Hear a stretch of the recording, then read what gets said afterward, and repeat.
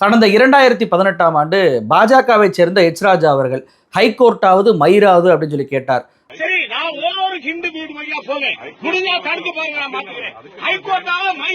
அப்படி அவர் சொன்னதற்காக அவர் மீது நடவடிக்கை எடுக்கப்பட்டதா அப்படின்னு சொல்லி கேட்டா இல்ல. Article 142 has become a nuclear missile against democratic forces. ஆளுநர் தீர்ப்பை சுட்டிக்காட்டி உச்சநீதிமன்றம் பிரிவு 142 ஒரு நியூக்ளியர் வெப்பனாக பயன்படுத்துகிறார்கள் அப்படின்னு சொல்லி இந்தியாவுடைய துணை குடியரசுத் தலைவராக இருந்த ஜெகதீப் தங்கர் அவர்கள் குறிப்பிட்டு பேசினார். அவர் மீது நடவடிக்கை எடுக்கப்பட்டுச்சா அப்படின்னு சொல்லி கேட்டா இல்ல. राष्ट्रपति को 3 महीने के अंदर फैसला करना ये किस कानून में लिखा हुआ है? इसका मतलब ये है कि आप इस देश को एनार्की की तरफ ले जाना चाहते हो. அதே ஆளுநர் தீர்ப்பை சுட்டிக்காட்டி நாட்டை அராஜகத்திற்கு இட்டு செல்கிறார்கள் அப்படின்னு சொல்லி பேசின பாஜகவுடைய எம்பியான நிசிகாந்த் தூபே அவர்கள் மீது நடவடிக்கை எடுக்கப்பட்டுச்சா அப்படின்னு சொல்லி கேட்டா இல்ல. इस देश में जितने गृह युद्ध हो रहे हैं उसके जिम्मेवार केवल यहाँ के chief justice of India Sanjeev Khanna साहब. வக்பு வாரிய மசோதாவை தடை செய்து விட்டார் என்பதற்காக உச்சநீதிமன்றத்துடைய தலைமை நீதிபதியாக இருந்த சஞ்சீவ் கண்ணா அவர்களை பார்த்து நீங்க தான் இந்தியாவை மத ரீதியாக பிளவுபடுத்துறீங்க, நீங்க தான் இந்தியாவில் நடக்கக்கூடிய சிவில் வார்ஸுக்கு பிரச்சனையே காரணமே நீங்க தான் அப்படின்னு சொல்லி உச்சநீதிமன்றத்துடைய தலைமை நீதிபதியான சஞ்சீவ் கண்ணா அவர்கள் மீது ஒரு குற்றச்சாட்டை வைத்த பாஜக எம்பியான நிசிகாந்த் தூபே அவர்கள் மீது நடவடிக்கை எடுக்கப்பட்டுச்சா அப்படின்னு சொல்லி கேட்டா இல்ல. அயோத்தி மாதிரி ஆகக்கூடாதுங்கிறதுக்காக தடை பண்ணானா? அதான் ஆரம்பம்.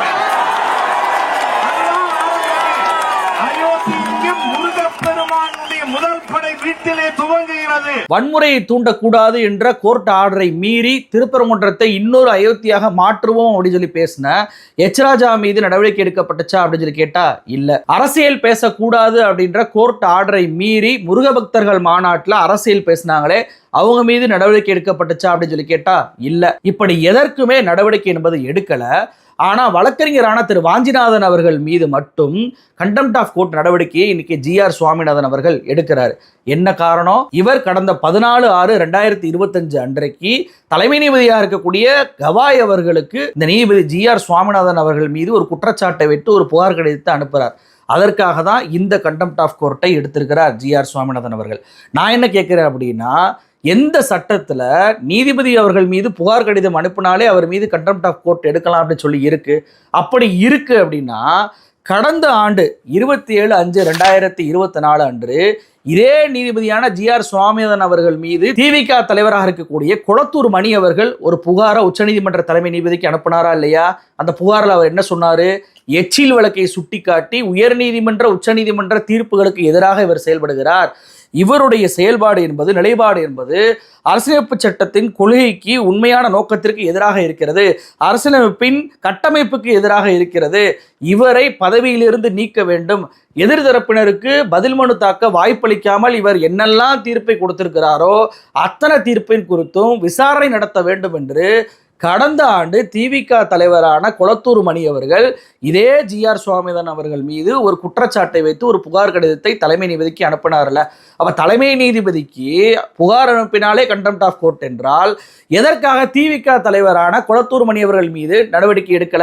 ஏன் அப்பவே அவர் மீது கண்டெம்ட் ஆஃப் கோர்ட்டை இந்த ஜி.ஆர். சுவாமிநாதன் அவர்கள் எடுக்கவே இல்லை அப்படின்ற கேள்வி இன்னைக்கு எழுதா இல்லையா? அப்ப ஏன் வாஞ்சிநாதன் அவர்கள் மீது மட்டும் குறிவைக்கப்படுகிறார்? சிஜிஐ புகாரை தாண்டி வழக்கறிஞராக இருக்கக்கூடிய வாஞ்சிநாதன் அவர்கள் சனாதனத்திற்கு எதிராக ஒரு போராட்டத்தை நடத்தி வருகிறார். திருப்பரங்குன்றத்தில் எப்படியாவது கலவரத்தை பண்ணிவிடலாம் என்று இந்து முன்னணி பிஜேபியும் நினைத்த போது திருப்பரங்குன்றத்தில் யார் யாருக்கு, அதாவது தர்காவுக்கு எந்த இடம் சொந்தம், கோயிலுக்கு எந்த இடம் சொந்தம் அப்படின்ற ஒரு பிரிவி கவுன்சில் கோர்ட் தீர்ப்பே இருக்கிறது. லண்டன் தீர்ப்பு கோர்ட் 1920ஆம் ஆண்டே இருக்கிறது அப்படின்ட்டு முதல்ல அந்த தீர்ப்பை வெளியிட்டு மதுரையில் ஒரு கலவரத்தை நடக்க விடாமல் இந்து முன்னணியோட நோக்கத்தை தவிடுபடியாக்கியவர் தான் இந்த வாஞ்சிநாதன் அவர்கள். இதே திருப்பரங்குன்றத்தில் கலவரம் நடக்கக்கூடாது என்பதற்காக மத நல்லிணக்க பேரணியை நடத்தி இந்து முன்னணியோட நோக்கத்தை தவிடுபடியாக்கியவர் தான் இந்த வாஞ்சிநாதன் அவர்கள். முருக பக்தர்கள் மாநாடு அப்படின்ற பேரில் ஒரு கலவரத்திற்கு திட்டமிட்ட இந்த இந்து முன்னணியுடைய மாநாட்டிற்கு பல்வேறு கட்டுப்பாடுகளை கோர்ட்டு போடுவதற்கு முக்கியமான காரணமே வழக்கறிஞர் வாஞ்சிநாதன் அவர்கள் தான். அந்த கட்டுப்பாடை எல்லாம் அவங்க மீறின பிறகு அவர்கள் மீது எஃப்ஐஆர் போட வேண்டும் என்று அண்ணாநகர் போலீஸ் ஸ்டேஷன்ல இரவு விடிய போராட்டத்தை நடத்தி எஃப்ஐஆரை போட வைத்து அந்த எஃப்ஐஆர் காப்பியை வாங்கியவர் தான் இந்த வாஞ்சிநாதன் அவர்கள். தொடர்ந்து தன்னுடைய மனித உரிமை பாதுகாப்பு இயக்கம், தன்னுடைய மத நல்லிணக்க கூட்டமைப்பு சார்பாக மதுரையில மத நல்லிணக்கத்தையும் மனித உரிமையும் பேணி பாதுகாத்து வரக்கூடியவர் தான் இந்த வாஞ்சிநாதன் அவர்கள். அப்போ பிஜேபி உடைய நோக்கத்திற்கு எதிராக இருக்கிறார் என்பதற்காக தான் வாஞ்சிநாதன் அவர்கள் குறிவைக்கப்படுகிறாரா அப்படின்ற ஒரு கேள்வியை இன்னைக்கு பொதுமக்கள் எழுப்பாமல்ல. நான் என்ன கேட்கிறேன் அப்படின்னா, சிஜேஐவிடம் ஒரு புகார் கடிதத்தை இவர் கொடுக்கிறார் என்றால் ஒரு நியாயமான ஒரு நபர் என்ன செய்ய வேண்டும்? என் மீது புகார் கொடுக்குறீங்களா, கொடுத்துக்கங்க, எனக்கு மடியில் கனமில்லை, வழியில் பயமில்லை, புகார் கடிதத்தை விசாரிக்க வரட்டும், நான் சாதி மதம் பார்த்து எந்த தீர்ப்பும் கொடுக்கவே இல்லை, நான் என்னை அந்த நீதிபதி முன்பு ஆஜராகி நான் என்னை ப்ரூவ் பண்ணுவேன் அப்படின்னு சொல்லி ஜிஆர் சுவாமிநாதன் அவர்கள் அந்த முடிவை எடுத்திருக்கலாமே. ஏன் அதை எடுக்காமல் சாதி மதம் பார்த்து நான் தீர்ப்பளிக்கிறேனா அப்படின்னு சொல்லி இந்த வாஞ்சிநாதன் அவர்களை நோக்கி கேள்வி கேட்கணும். அது எப்படி? இவர் 14/6/2025 ஒரு புகார் கடிதத்தை ரகசியமாக உச்சநீதிமன்ற தலைமை நீதிபதிக்கு அனுப்புகிறார். அந்த கடிதம் என்பது பார்த்தீங்க அப்படின்னா அதிமுகவுடைய வழக்கறிஞர் கைக்கு கிடைக்கிது. அந்த கடிதம் என்பது பிஜேபியுடைய வாட்ஸ்அப் குழு, அதாவது வக்கீல்கள் இருக்கக்கூடிய பிஜேபி வாட்ஸ்அப் குழுவில் பரப்பப்படுது. அந்த வாட்ஸ்அப்ல பரப்புன பிறகு இவர் ஆஜராகாத ஒரு வழக்குல இவரை ஆஜராக சொல்லி, நீ எதற்கு என்னைய பார்த்துட்டு சாதி மதத்தை வைத்து தீர்ப்பு சொல்றதா சொல்லலாம், பதில் சொல்லு அப்படின்னு சொல்லி கேட்கிறார் இந்த ஜிஆர் சுவாமிநாதன் அவர்கள். இது மட்டுமல்ல, வழக்கறிஞர் வாஞ்சிநாதன் அவர்களை பார்த்து நீ ஒரு கோழை அப்படின்ற வார்த்தையும் பயன்படுத்தியிருக்கிறார். யாரு கோழை? வாஞ்சிநாதன் அவர்கள் கோழையா? கொக்கோ கோலாவுடைய அந்த போராட்டம், தாமிரபரணியில தண்ணி எடுக்கக்கூடாதுன்ற போராட்டம் நடந்துச்சு, அந்த போராட்டத்தில் முன்னின்று செயல்பட்டவர் தான் இந்த வாஞ்சிநாதன் அவர்கள். அதே போல கூடங்குளம் போராட்டத்தில் துப்பாக்கி சூடுலாம் நடந்த போது தன் உயிரையும் பொருட்படுத்தாமல் அந்த போராட்டத்து களத்தில் நின்றவர் தான் வாஞ்சிநாதன் அவர்கள். தாது மணல் கொள்ளை, வைகுண்டராஜன் தாது மணல் கொள்ளையை செய்கிறார் அப்படின்றத உயிரை பணயம் வைத்து அந்த இடத்துக்குள்ளேயே போய் ரகசியமாக வீடியோ காட்சிகளை எல்லாம் எடுத்து அதை நாட்டு மக்களுக்கு அம்பலப்படுத்தியவர் தான் இந்த வாஞ்சிநாதன்.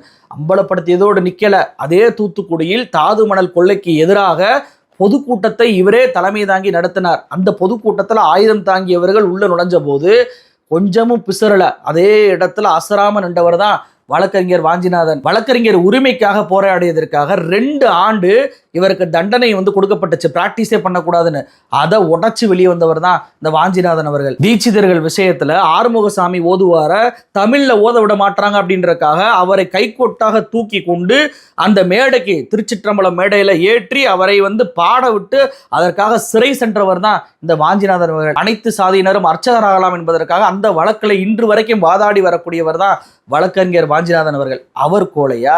யாருங்க கோழை? கோழை அப்படின்ற வார்த்தையை வழக்கறிஞர் வாஞ்சிநாதன் அவர்களை பார்த்து நீதிபதியான திரு ஜிஆர் சுவாமிநாதன் அவர்கள் கேட்கலாமா? தான் நீதிபதி என்பதற்காக தனக்கு கீழே இருக்கக்கூடிய நபர்களை என்ன வேண்டுமானாலும் பேசலாம் அப்படின்ற அதிகாரம் யாருக்கு அவர் கொடுத்தது? ஒரு நீதிமன்றம் அப்படின்னா அதுல வழக்கறிஞர்களும் இருக்க தான் செய்வாங்க, நீதிபதிகளும் இருக்க தான் செய்வாங்க.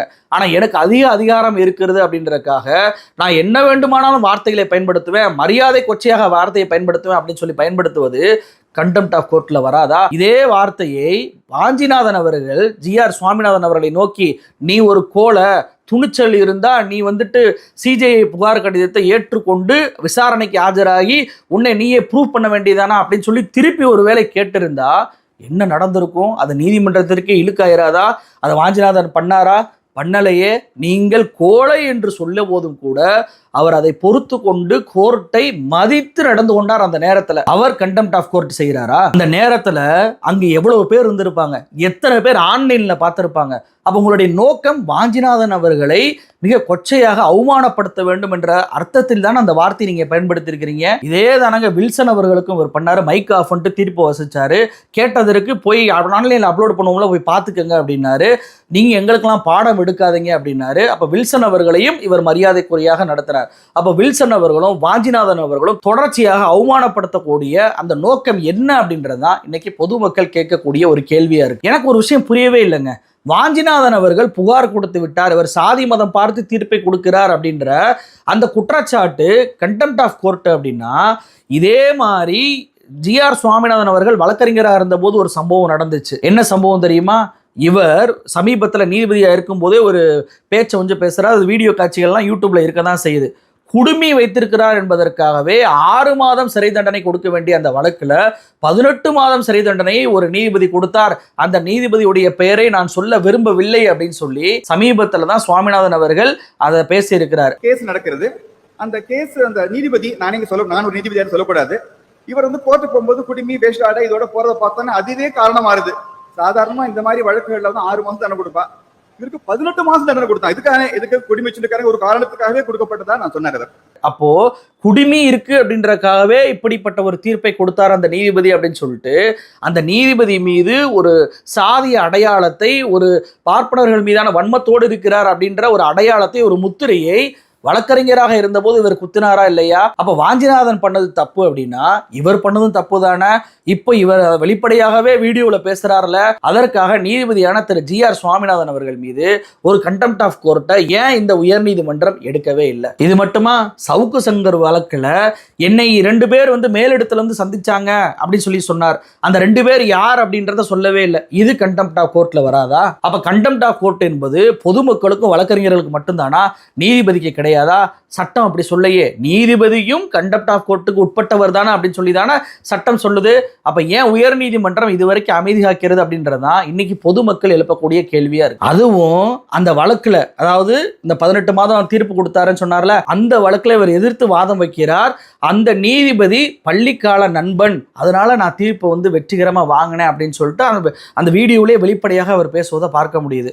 அது வந்து இந்த சாஸ்திரோட நல்ல நேரம் என்னாச்சுன்னா, அந்த அப்பீல் கோர்ட்ல நீதிபதியா உட்கார்ந்தது யாருன்னா என்னோட கூட படிச்ச ஒரு கிளாஸ்மேட். சாட்சியுமே இல்ல. என்ன இந்த கேஸை இதுவே எப்படியா கன்வெர்ட் பண்ண சொல்லிட்டு அந்த நீதிபதி வந்து என்னோட நண்பரை வந்து இவரை வந்து விடுதலை பண்ணிட்டான். அப்போ ஒரு நீதிபதி தனக்கு ஆதரவானவர் அப்படின்றக்காகவே ஒரு தீர்ப்பு வாங்கினார் அப்படின்னு சொல்லிட்டு வெளிப்படையாகவே இவர் சொல்றாரு.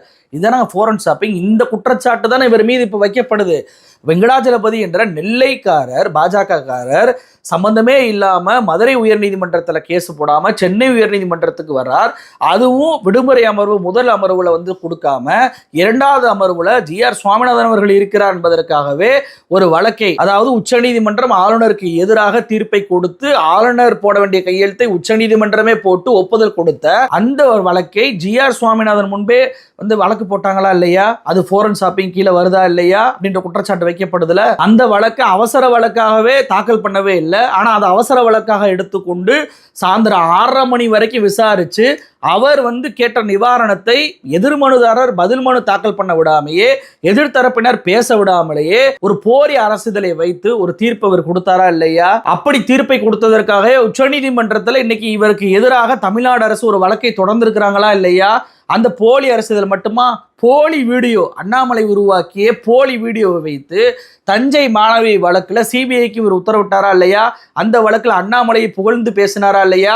கடைசியில் அண்ணாமலை பண்ணது ஃப்ராடு தனம். சிபிஐ வழக்குல அந்த பள்ளி மாணவி மதமாற்றம் செய்யப்படவே இல்லை, எந்த ஒரு துன்புறுத்தலுக்கும் உள்ளாக்கப்படவே இல்லைன்ற உண்மை வெளிவந்துச்சா இல்லையா? அந்த வழக்குல இவர் பைபிளை ஏன் சுட்டி காட்டினாரு? கருத்துரிமை அப்படின்னு சொல்லி வந்துட்டா மாரிதாசுக்கு ஒரு மாதிரியாகவும் ஜார்ஜ் பொன்னையா அவர்களுக்கு ஒரு மாதிரியாகவும் தீர்ப்பு என்பது இவர் கொடுத்தாரா இல்லையா? இவ்வளவு ஏன், இறுதியாக முருகபக்தர் மாநாட்டுக்கு வாகன கட்டுப்பாட்டை நீதிமன்றம் வந்து கொடுக்கிறது. அந்த வாகன கட்டுப்பாட்டை ஒரே நாள்ல இவர் ரத்து பண்ணாரா இல்லையா? ஒரு நீதிபதியாக இருந்து கொண்டு தொடர்ச்சியாக சனாதனிகளை போல சனாதன தர்மத்தை உயர்த்தி பேசக்கூடிய அந்த பேச்சுகளை பேசிக்கிட்டே இருக்காரு அப்படின்னு சொல்லி குற்றச்சாட்டு வைக்கப்படுதா இல்லையா? இதெல்லாம் நான் வைக்கல, இதெல்லாம் பொதுமக்கள் இந்த வாஞ்சிநாதன் பிரச்சனை வந்தவுடன் இன்னைக்கு சமூக வலைதளத்தில் எழுவதை பார்க்க முடியுது. அப்ப புகார் கொடுத்தால் அந்த புகாரை தைரியமாக சந்திக்கணும். அதை விட்டுட்டு என் மேல புகார் கொடுத்த அந்த வழக்கறிஞரை என்னுடைய நீதிபதி அதிகாரத்தை வைத்தே அவருடைய வாழ்வை நான் முடிச்சு வைப்பேன் அப்படின்ற நோக்கத்தோடு ஒரு வழக்கை வந்து அவர் மீது போடக்கூடாது. அதுவும் இந்த வழக்கை இவரே விசாரிக்க கூடாது, தான் சார்ந்த வழக்கை எப்படி தானே விசாரிக்கலாம் அப்படின்ற ஒரு குற்றச்சாட்டுமே இப்ப எழுந்திருக்கு. அதனாலதான் பாத்தீங்கன்னா இன்னைக்கு ஒட்டுமொத்த தமிழ்நாட்டு மக்களும் சரி, வழக்கறிஞர்களும் சரி, அதே போல முன்னாள் நீதிபதிகளும் சரி, இன்னைக்கு வாஞ்சிநாதனுக்கு ஆதரவாக நிற்கக்கூடியதை நம்ம பார்க்க முடியுது. அவங்க வைக்கக்கூடிய டிமாண்ட் என்ன? தலைமை நீதிபதி, உயர்நீதிமன்றத்துடைய தலைமை நீதிபதி உடனடியாக தலையிட்டு இந்த வழக்கை ரத்து செய்யணும். கண்டெம்ட் ஆஃப் கோர்ட் என்பது நீதிபதி சுவாமிநாதன் அவர்கள் எடுக்கக்கூடாது, இந்த வழக்கையே ரத்து பண்ணணும் அப்படின்ற ஒரு கோரிக்கையை வச்சிருக்கிறாங்க. அதை பண்ணல அப்படின்னா அடுத்த கட்ட போராட்டத்தை நடத்துவோம் அப்படின்னு சொல்லிட்டு அறிவிப்பும் பண்ணியிருக்கிறாங்க. நாளைக்கு இந்த வழக்கு என்பது கோர்ட்ல வர இருக்கிறது. கண்டிப்பாக வாஞ்சிநாதன் அவர்கள் மீது ஒரு குற்றச்சாட்டை GR சுவாமிநாதன் அவர்கள் வைக்க தான் போகிறார். ஒருவேளை உயர்நீதிமன்ற தலைமை நீதிபதி இந்த வழக்கை ரத்து செய்யவில்லை என்றால் நாடாளுமன்றத்தில் எப்படி யஸ்வந்த் வர்மா என்ற நீதிபதிக்கு எதிராகவும் சேகர் யாதவ் என்ற நீதிபதிக்கு எதிராகவும் ஒரு மோசனை எம்பிக்கள் கொண்டு வந்தாங்களோ, ஒரு தகுதி நீக்க மோசனை கொண்டு வந்தார்களோ, அதே போல தமிழ்நாட்டை சேர்ந்த எம்பிக்கள் மற்ற எம்பிக்களுடைய ஆதரவுகளை திரட்டி ஒரு 50 எம்பிக்களுடைய கையெழுத்தை வாங்கி ஹைகோர்ட் நீதிபதியாக இருக்கக்கூடிய திரு ஜி.ஆர். சுவாமிநாதன் அவர்களை தகுதி நீக்கம் செய்ய வேண்டும். அரசியலமைப்பு சட்டத்திற்கு எதிராக அவர் நடந்து கொள்கிறார், அவருடைய பேச்சுகள் அப்படித்தான் இருக்கிறது, அவருடைய தீர்ப்புகள் அப்படித்தான் இருக்கிறது என்பதை சுட்டிக்காட்டி இவரை தகுதி நீக்கம் செய்ய வேண்டும் என்ற ஒரு மோசனை தமிழ்நாடு எம்பிக்கள் கொண்டு வர வேண்டும் என்ற குரல்கள் தற்போது எழ ஆரம்பிச்சிருக்கு. இந்த விஷயத்துல நாம் வைக்கக்கூடிய ஒரு கோரிக்கை என்ன அப்படின்னா, நீதிபதிகளும் விமர்சனத்திற்கு உட்பட்டவர்கள் தான், நீதிபதிகள் விமர்சனத்திற்கு அப்பாற்பட்டவர்கள் அல்ல என்ற ஒரு விஷயம் நீதிமன்றத்தாலே தெளிவுபடுத்தப்பட வேண்டும். அதுபோல நீதிபதி அதிகாரமிக்கவர் அப்படின்றதுக்காக என்ன வேண்டுமானாலும் பேசலாம், யாரை வேண்டுமானாலும் கொச்சைப்படுத்தலாம், அவரை எதுவுமே கேட்க முடியாது என்ற நடைமுறை ரத்து செய்யப்பட வேண்டும். எல்லோருமே கோர்ட்டு தான், வழக்கறிஞராக இருக்கட்டும், அதே போல நீதிபதியாக இருக்கட்டும், அதில் பணியாற்றுபவர்களாக இருக்கட்டும், அனைவரும் உள்ளடக்கியதான் கோர்ட், அனைவருக்கும் உரிய மரியாதை கொடுக்க வேண்டும் என்ற நிலைப்பாட்டை உயர்நீதிமன்றமும் உச்சநீதிமன்றமும் நிறுவ வேண்டும். இந்த விஷயத்துல வழக்கறிஞர் வாஞ்சிநாதன் பக்கம் நாங்க துணை நிற்கிறோம். நீங்க யார் பக்கம் துணை நிற்கிறீங்க அப்படின்றத கமெண்ட் சொல்லுங்க. நன்றி.